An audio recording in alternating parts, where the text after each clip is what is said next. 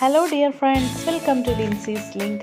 എല്ലാ കൂട്ടുകാർക്കും ലിൻസീസ് ലിങ്കിലേക്ക് സ്വാഗതം. ഇന്ന് നമ്മൾ കാണാൻ പോകുന്നത് കുറേ ചെടികൾ കാണും. അതായത് അതെല്ലാം ഫ്ലവർ പ്ലാന്റ്സ് ആണ് നമ്മൾ കാണാൻ പോകുന്നത്. ആദ്യം തന്നെ നമ്മൾ കാണുന്നതാണ് ഇത്. സൺഫ്ലവർ പോലെ ഇരിക്കും, പക്ഷേ ഇത് ഒറിജിനൽ സൺഫ്ലവർ അല്ല.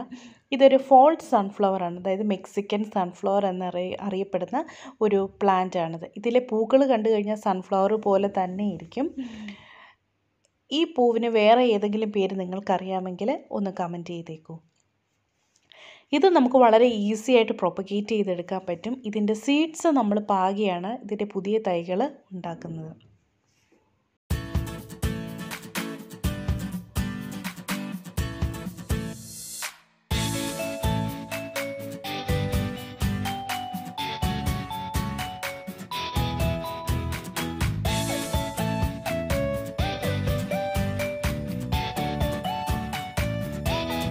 ഈ ചെടി നിങ്ങൾക്ക് എല്ലാവർക്കും അറിയാവുന്നൊരു ചെടിയാണ്. നമ്മുടെ ഒലിയാണ്ടർ പ്ലാന്റ് ആണിത്.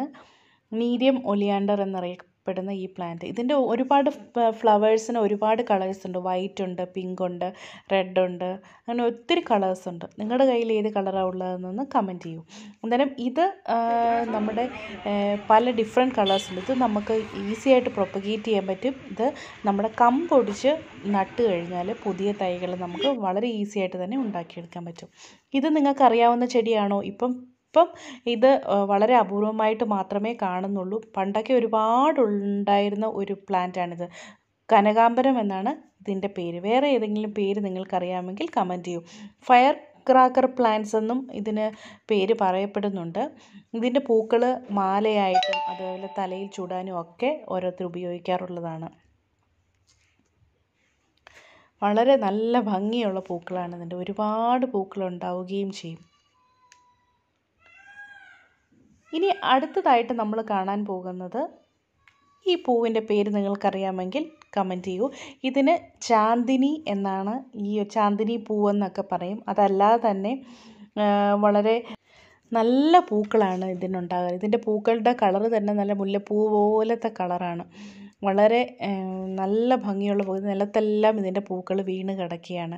അതിൻ്റെ തന്നെ വേറൊരു വേരിയേഷനാണ് ഇത്. ഇതിൻ്റെ പേര് കറക്റ്റായിട്ട് എനിക്കറിയാം. ചാന്ദിനി ഫ്ലവർ എന്ന് തന്നെയാണ് ഞാൻ അറിയപ്പെടുന്നത്. വേറെ ഏതെങ്കിലും പേര് നിങ്ങൾക്കറിയാമെങ്കിൽ കമൻറ്റ് ചെയ്യൂ.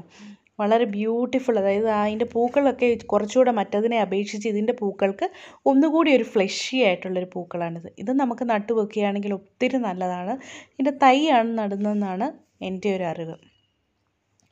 ഇത് നമ്മുടെ ട്രംപറ്റ് ഫ്ലവറാണ്. നല്ല നിറച്ച് കൊലകൊലയായിട്ട് പൂത്ത് കിടക്കുന്ന ഒരു ചെടിയാണിത്. ഇത് നമ്മുടെ വീടിൻ്റെ മുറ്റത്ത് ഫ്രണ്ടിലൊക്കെ വെക്കാൻ വളരെ അട്രാക്റ്റീവായിട്ടുള്ളൊരു പ്ലാന്റാണ്. പിന്നെ ഇത് വളർന്നു വരുന്തോറും നമ്മളൊന്ന് കട്ട് ചെയ്ത് ട്രിം ചെയ്ത് കൊടുക്കുകയാണെങ്കിൽ ഒരുപാട് പുതിയ ബ്രാഞ്ചസും പുതിയ പൂക്കളും ഒക്കെ വരുന്നതാണിത്. ഒത്തിരി ഭംഗിയാണ് ഇതിൻ്റെ പൂക്കളുടെ കളറും. ഇത് നിൽക്കുന്നത് കാണാൻ തന്നെ ഒരു അട്രാക്ഷനാണ്. ഇത് കണ്ടോ, കമ്പ് വളരുന്നതനുസരിച്ച് ഇത് നമ്മൾ വെട്ടി വിടുകയാണെങ്കിൽ ഒരുപാടങ്ങ് മരമാകാതെ നിൽക്കും. ഇത് നിങ്ങൾക്കറിയാമോ?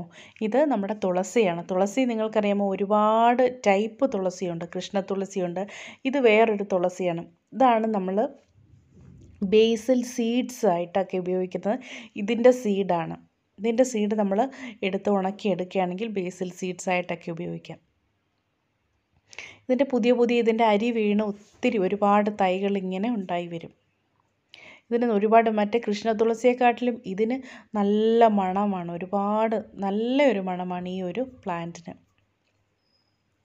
ഇതിനെപ്പറ്റി നിങ്ങൾക്ക് കൂടുതൽ അറിയാമെങ്കിൽ കമൻറ്റ് ചെയ്യൂ. കണ്ടോ, ഇതാണ് ഇതിൻ്റെ സീഡ്. ഇതിൻ്റെ ഉണങ്ങിയ സീഡ് ഉണ്ടെങ്കിൽ നമ്മൾ ഇടുകയാണെങ്കിൽ നമുക്ക് കിളിപ്പിക്കുകയും ചെയ്യാം. അതുപോലെ തന്നെ ബേസിൽ സീഡ്സ് ആയിട്ടൊക്കെ ഇത് നമുക്ക് ഉപയോഗിക്കാം. ഇത് മൈലാഞ്ചി. ഇത് നിങ്ങൾ വിചാരിക്കുന്നത് എന്തിനാണ് ഇത് കാണിക്കുന്നത്? ഇത് കാണാത്ത ആൾക്കാർ കാണും. മെഹന്തിയുടെയൊക്കെ ആയിട്ടുന്ന അതിൻ്റെ ലീഫാണിത്. ഇത് അരച്ച് ഒക്കെ എടുക്കും. അതുപോലെ തന്നെ ഇതിന് മെഹന്തി ലീവ്സ്, ഇതിൻ്റെ സീഡ് ഇട്ടാണ് പുതിയ തൈകൾ നമ്മൾ ഉണ്ടാക്കിയെടുക്കുന്നത്. അല്ലാതെ തന്നെ ഇതിൻ്റെ ചുവട്ടിൽ നിന്നും വേരിൽ നിന്നും പുതിയ തൈകളൊക്കെ മുളച്ചു വരും. പിന്നെ ഒരു പീകോക്കിനെ നിങ്ങൾക്ക് ഞാൻ കാണിച്ചു തരാം. കണ്ടോ, ഒരു പീകോക്ക് ഇങ്ങനെ വരുന്നുണ്ട്.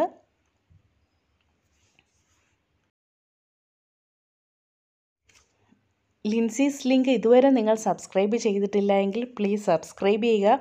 അതിനോടൊപ്പം തന്നെ അതിൻ്റെ അടുത്തായിട്ടൊരു ബെൽ ബട്ടൺ ഉണ്ട്. അതിൽ ഓൾ എന്ന ഓപ്ഷൻ പ്രസ് ചെയ്യുകയാണെങ്കിൽ ഞാൻ ഇനി അപ്ഡേറ്റ് ചെയ്യുന്ന വീഡിയോസ് നിങ്ങൾക്ക് പെട്ടെന്ന് തന്നെ കിട്ടുന്നതായിരിക്കും.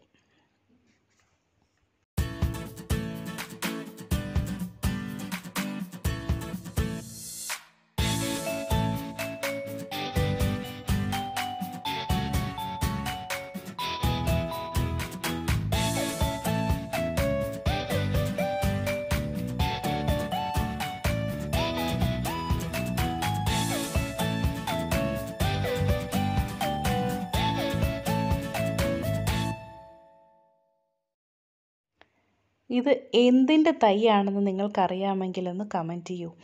ഇത് നമ്മുടെ നിലത്ത് നല്ല വെൽവെറ്റ് പാകിയേക്കുന്ന പോലെ തന്നെ വളരെ നല്ല രസം ഇത് കാണാൻ. നല്ല ബട്ടർഫ്ലൈസ്, ഒരുപാട് ബട്ടർഫ്ലൈസ് വന്നിരിക്കുന്നത് പോലെ തോന്നും.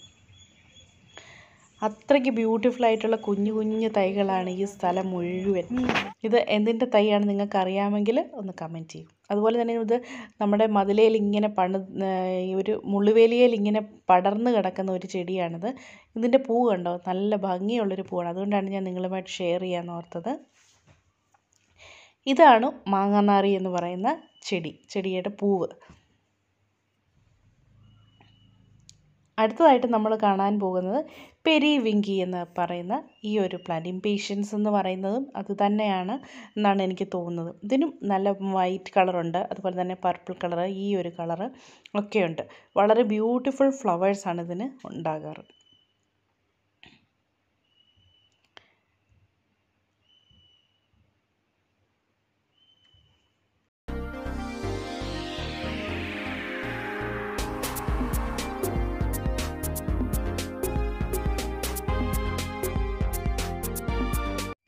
ഇതാണ് നമ്മൾ പറയുന്ന റൗണ്ട് അല്ലെങ്കിൽ ഗ്ലോബ് അമരാന്ത എന്ന് പറയുന്ന ഒരു ചെടിയാണിത്.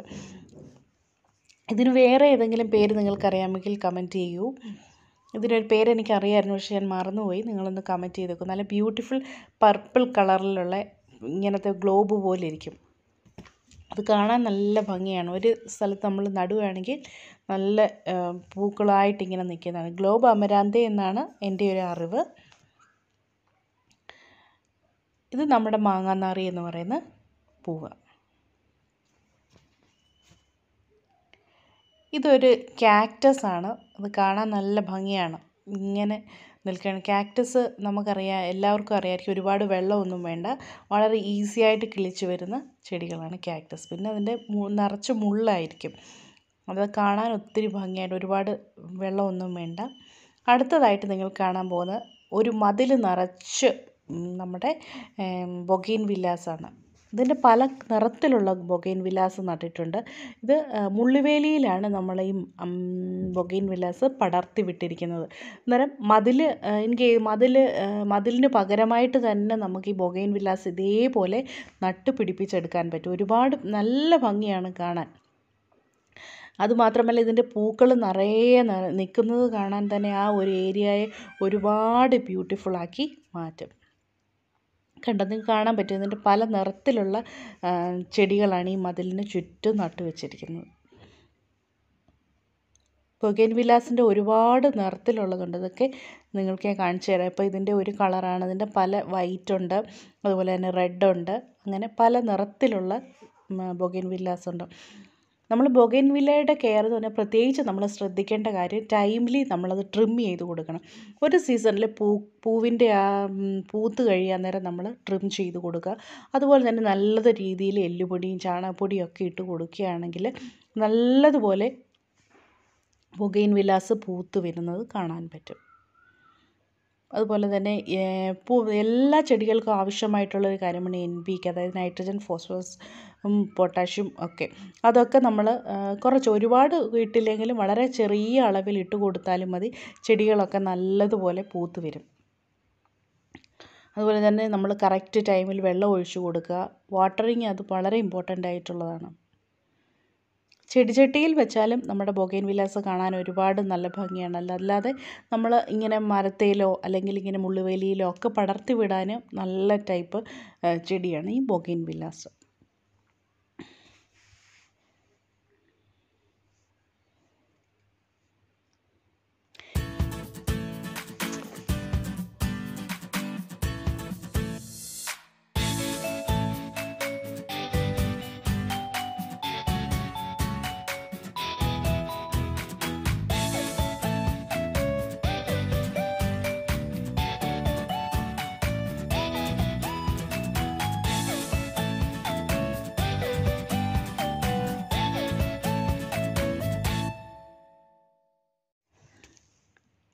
അന്നേരം എല്ലാ കൂട്ടുകാരും ലിൻസീസ് ലിങ്ക് ഒന്ന് സബ്സ്ക്രൈബ് ചെയ്യണം. അതുപോലെ തന്നെ ഈ വീഡിയോ നിങ്ങൾക്ക് ഇഷ്ടമായാൽ ലൈക്ക് ചെയ്യാനും ഫ്രണ്ട്സിനൊക്കെ ഷെയർ ചെയ്ത് കൊടുക്കാനും മറക്കരുത്. Thank you friends, thank you for watching Lincy's link. നമുക്കതിന് വേറൊരു വീഡിയോയുമായിട്ട് വീണ്ടും കാണാം. See you next video. By.